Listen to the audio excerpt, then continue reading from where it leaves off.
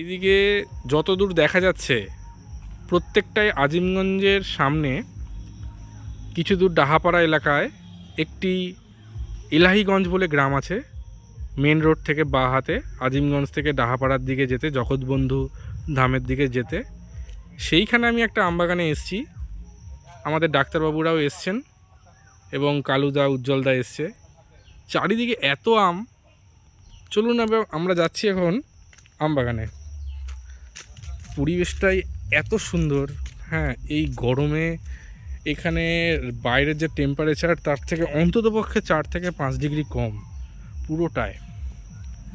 আর পরিবেশটা প্রচণ্ড সুন্দর।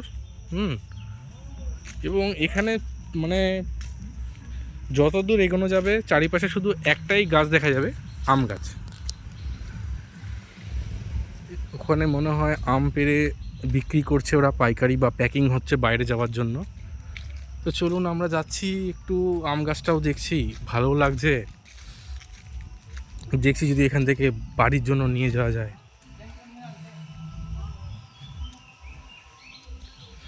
এইখানে প্যাকিং হচ্ছে আম। এগুলো কি দাদা কাঁচা আম? পাকা আম ভেতরে না? এগুলো কি সব বাইরে যাচ্ছে না? অসাধারণ পরিবেশ,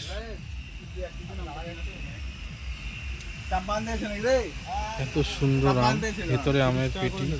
হ্যাঁ,